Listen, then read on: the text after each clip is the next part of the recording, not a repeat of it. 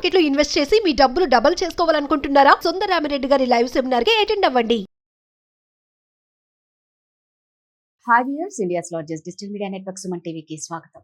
ప్రస్తుతం మనతో ఉన్నారండి ఒక సైకాలజిస్ట్ శ్రావ్య గారు అని, వైజాగ్ నుంచి. నేను తనది ఇన్స్టాలో రీల్స్ చూశానండి, చాలా చక్కగా చెప్తారనమాట.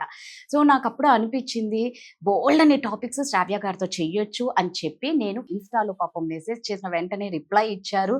సో అలా అలా కాంటాక్ట్లోకి వచ్చేసారు. ఈ రోజు మన ముందుకు వచ్చారు. బోల్డ్ అనే టాపిక్స్ మనం సైకలాజికల్ పరంగా శ్రావ్య గారిని అడిగి తెలుసుకుందాం. నమస్తే శ్రావ్య గారు. నమస్తే రాధా గారు. సో శ్రావ్య దగ్గర నుంచి నాసిజం నుంచి బాగా తెలుసుకోవాలని, ఎక్కువ వీడియోస్ చేయాలని తనకి ఇంట్రెస్ట్ ఉంది. రియల్గా అసలు శ్రావ్య గారు ఇందాక అనుకున్నట్టు ఎమోషనల్ ఇన్మెచ్యూర్ పర్సన్కి ఈ నార్సిసిస్ట్కి ఏంటి తేడా? వెరీ గుడ్ క్వశ్చన్ అండి. ఈ ఎమోషనల్ ఇమ్మెచ్యూర్ పీపుల్తో అంటే ఒక పార్ట్నర్ ఉన్నప్పుడు అంత డేంజరస్గా ఉండదండి లైఫ్. కాకపోతే చాలా ఎగ్జాస్టింగ్గా ఉంటుంది. మొదట్లో చాలా సరదాగా ఉంటారు, ఫన్నీగా ఉంటారు, చైల్డిష్ మెంటాలిటీ ఉంటుంది. కానీ వెన్ ఇట్ కమ్స్ టు రిలేషన్షిప్లోకి వచ్చాక, పెళ్ళి, రెస్పాన్సిబిలిటీస్ వచ్చేటప్పటికి ఎస్కేప్ అవుతారండి. రెస్పాన్సిబిలిటీస్కి ఎస్కేప్ అయిపోతారు ఇమ్మెచ్యూర్ పీపుల్. నార్సిసిస్ అలా కాదండి, క్యాలిక్యులేటెడ్గా మిమ్మల్ని డ్యామేజ్ చేస్తారు, క్యాలిక్యులేటెడ్గా మ్యానిపులేట్ చేస్తారు.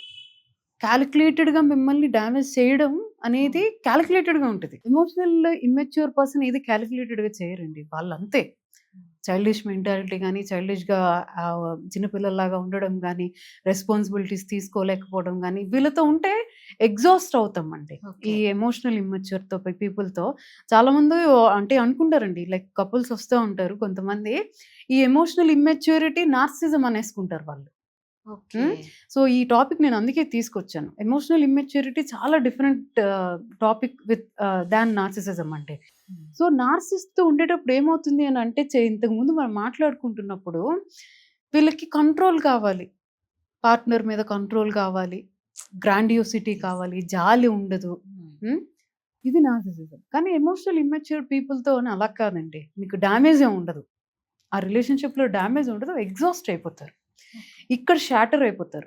నార్సిస్ట్తో రిలేషన్షిప్లో ఉన్నప్పుడు షాటర్ అయిపోతారు. ఓకే, మీరు అన్నట్లు తేడా అయితే కనిపిస్తుంది మీరు చెప్పిన దాన్ని బట్టి. మరి ఈ ఇన్మెచ్యూర్ పర్సన్స్తో ఫ్రెండ్షిప్ చెయ్యొచ్చా? ఫ్రెండ్షిప్ చేయొచ్చండి, చాలా ఫన్ ఉంటుంది వీళ్ళతో. ఎందుకంటే చిన్నపిల్లల మెంటాలిటీ కాబట్టి చాలా సరదాగా ఉంటుంది, వీళ్ళతో పార్టీస్ చేసుకోవచ్చు, ఎంజాయ్ చేయొచ్చు. When it comes to money లేదా పెద్ద డెసిషన్స్ తీసుకునేటప్పుడు మాత్రం వీళ్ళని అసలు ఇన్వాల్వ్ చేయకూడదండి. వాళ్ళతో ఎలాంటి కమిట్మెంట్స్ పెట్టుకోవద్దు. ఎందుకంటే నిజంగా మీరు అన్నట్టు వాళ్ళకి ఇన్మెచ్యూర్ ఫన్ బాగుంటుందండి, వాళ్ళతో పార్టీస్ కానీ, ఎంజాయ్ చేయడానికి కానీ, ఎంటర్టైన్మెంట్ కి పనికి వస్తుంది. వాళ్ళతో రిలేషన్షిప్ చాలా సరదాగా ఉంటుంది. కానీ సీరియస్ థింగ్స్, మనీ ఇన్వాల్వ్ అవ్వకుండా ఉన్నంత వరకు పర్వాలేదండి. ఓకే, సో ఇప్పుడు మామూలుగా ఇప్పుడు నేను ఎందుకు అడుగుతున్నాను అంటే, ఇలాంటి వాళ్ళతో సఫర్ అయ్యే పార్ట్నర్స్, నార్సిజం ఉన్న వాళ్ళతో సఫర్ అయ్యే పార్ట్నర్స్ ఉండలేక, బయట పడలేక, మీకు తెలిసి ఉంటుంది, మీ క్లయింట్స్ చాలా మంది ఉంటారు, డివోర్స్ సంఖ్య కూడా వీళ్ళ వల్లే ఎక్కువ అన్నారు. అవును, అంటే ఇప్పుడు ఇవ్వకుండా ఉంటారు, కొన్నేళ్ళు సఫర్ చేస్తూ ఉంటారు. అప్పుడు అవతల పర్సన్ పరిస్థితి ఏంటంటే, అంటే ఇక్కడ పెద్ద ప్రాబ్లం ఏంటంటే రాధా గారు, ఈ నార్సిసిస్ట్ తో ఏమవుతుంది అంటే, డివోర్స్ కేసులు తేలవండి 10 to 15 years వరకు. హైయెస్ట్ ఇది 10 to 15 years వరకు. ఎందుకంటే they are very good at manipulation అండి. కౌన్సిలింగ్కి వచ్చినా కూడాను కపుల్స్ వస్తారండి, విక్టిమ్ తన బాధ తనతో చెప్పుకుంటుంది. ఈ విక్టిమ్ ఎంత బాగా తన బాధ చెప్తుందో, అవతల నార్సిస్ట్ కూడా తన బాధ అలానే చెప్తాడండి. అంత బాగా మ్యానిపులేట్ చేసి, అంత బాగా స్టోరీని రివర్స్ చేసి. సో కౌన్సిలింగ్కి కానీ, కోర్టుల్లో కానీ మంచిగా యాక్ట్ చేస్తారండి, మంచిగా మ్యానిపులేట్ చేస్తారు. వాళ్ళు ఏం కూడా అండి డివోర్స్ ఇవ్వకూడదు. డివోర్స్ ఇస్తే ఏమవుతుందండి, అంత సెట్ అయిపోతుంది, ఆమె ఎమోషనల్లీ ఫ్రీ అయిపోతుంది. ఫస్ట్ వీళ్ళకి కావాల్సిన కంట్రోల్ పోతుంది. నా కంట్రోల్ పోయింది, నా చేతిలోంచి వెళ్ళిపోతారు ఆ మనిషి. వాళ్ళకి అది నచ్చదండి. దానివల్ల ఎంత ఏడిపించాలో అంత ఏడిపిస్తారు కోర్టుల్లో, లాగ్ చేస్తూ ఉంటారు. బేసిక్గా కంట్రోల్ పోవడం అనేది వాళ్ళకి ఒక నైట్ మేర్. కంట్రోల్ పోవడం అనేది, పార్ట్నర్ కంట్రోల్ తప్పిపోతుంది, లేకపోతే నా చేయి దాటిపోతుంది, నేను డివోర్స్ ఇచ్చేస్తే చాలా హ్యాపీగా బతుకుతారు అనేది తట్టుకోలేరు వాళ్ళు.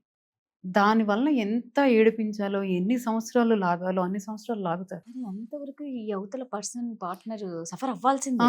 ఇది అంటే మోస్ట్లీ ఆ స్టేజ్‌లో ఉన్నప్పుడే వస్తుంటారండి నా దగ్గరికి. ఓకే. నా స్టేజ్‌లో ఉన్నప్పుడు కోర్ట్‌లో తేలట్లేదండి ఇది. ఇంకా అవుతూనే ఉంటది. వాళ్ళ ముందు మంచిగా మాట్లాడతాడు. లేకపోతే నేను మారతాను అంటారండి ఎస్పెషల్లీ. నాకు ఒక ఛాన్స్ ఇవ్వు, నేను Yes. మారతాను. హూవరింగ్ అంటారండి దాన్ని. నేను మారతాను, నాకు ఇంకో ఛాన్స్ ఇచ్చి చూడు అని పెద్దోళ్ళ ముందు ఎస్పెషల్లీ Yes. ఇట్లా సిట్టింగ్ వేసేటప్పుడు అవును. కానీ, కోర్టులో కానీ, ఇట్లా కౌన్సిలింగ్‌కి వచ్చేటప్పుడు కానీ నాకు ఛాన్స్ కావాలి అని అంటారండి. పాపం ఈ పార్ట్నర్ ఇస్తారు. ఇచ్చాక మళ్ళీ సేమ్ బిహేవియర్, మళ్ళీ అదే ప్యాటర్న్, మళ్ళీ అదే అబ్యూస్, మళ్ళీ కూర్చుంటారు, సిట్టింగ్ వేస్తారు, నేను ఈసారి మారతాను అంటారు. సో ఇలాంటి వాళ్ళకి మరి అన్ని ఇయర్స్ కూడా అంటే కోర్టు కంపల్సరీ వాళ్ళు ఓకే చేస్తే కానీ వీళ్ళకి ఇవ్వనికి లేదు కదా. అంతే కదండి. అంటే ఇప్పుడు ఒకటి ఉందండి, నేను చెప్తాను, నేను రీల్స్ లో కూడా చెప్పాను. ఎమోషనల్ గా డివోర్స్ ఇచ్చేయమంటానండి. అంటే లీగల్లీ ఎస్ టైం పడుతుంది, ఎమోషనల్లీ ఇతనితో నాకేం సంబంధం లేదు, లేకపోతే ఈమెతో నాకు ఎలాంటి సంబంధం లేదని ఎమోషనల్ డివోర్స్. కానీ నిజంగా అంటే అవతల పర్సన్ని మనశ్శాంతిగా ఉంచకుండా చేసేస్తున్నారు. చాలా ఎడిక్టివ్ గా ఉంటుందండి వీళ్ళతో. ఎందుకంటే వీళ్ళు చూపించిన ప్రేమ ఎలా ఉంటుందంటే తట్టుకోలేరు పార్ట్నర్. ఎలా అంటే అబ్యూస్ చేస్తారండి. అబ్యూస్ చేసిన వెంటనే మన ఆడవాళ్ళు ఏంటి, ఒక గిఫ్ట్ ఇచ్చినా, బయటికి తీసుకెళ్ళినా, లేకపోతే ఏం చేసినా ఇమీడియట్లీ Yes. మర్చిపోతారు. అవును. ఇలా అప్ అండ్ డౌన్ అవుతూ ఉంటుందండి వీళ్ళతోటి. అబ్యూస్, గిఫ్ట్స్, అబ్యూస్, బయటికి తీసుకెళ్ళడం, అబ్యూస్, ఏదో ఒక పాంపరింగ్.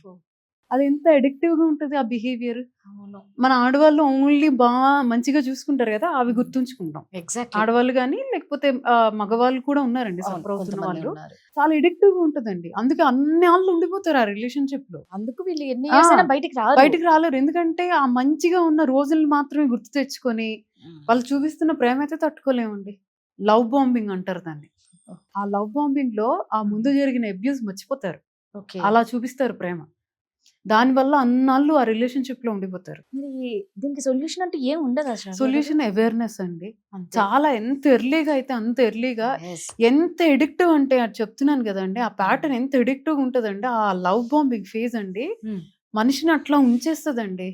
ఓకే, నువ్వు ఇప్పుడు ఎలా అంటే నువ్వు ఇప్పుడు అబ్యూస్ చేస్తున్నా, తర్వాత నాకు ప్రేమ ఇస్తావు కదా, దానికి అలవాటు పడిపోయి ఉంటారు. తర్వాత నాకు ఇచ్చే ప్రేమ నేను తట్టుకోలేను, ఆ దానికి కూడా అలవాటు పడిపోయి ఉంటారు. ఇంత అబ్యూస్ చేస్తున్నా, నువ్వు నాకు ప్రేమ కూడా ఇస్తున్నావు కదా, అది కావాలి నాకు.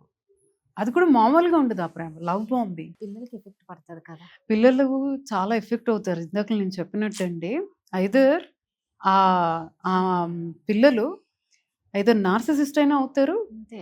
లేదు బాగా సప్రెస్ చేసేసుకుంటారండి. నీడ్స్ కానీ, ఎమోషనల్ నీడ్స్ కానీ, బయటికి చెప్పుకుంటే జడ్జిమెంట్ పాస్ చేయడం కానీ, దానికోసం మాట్లాడితే అది చాలా ఎక్కువే అవుతుందండి. అంటే పేరెంట్స్ నార్సిస్టిక్ పేరెంటింగ్ ఎలా ఉంటుంది అని అంటే that is a different topic. మళ్ళీ ఖచ్చితంగా చేద్దాం.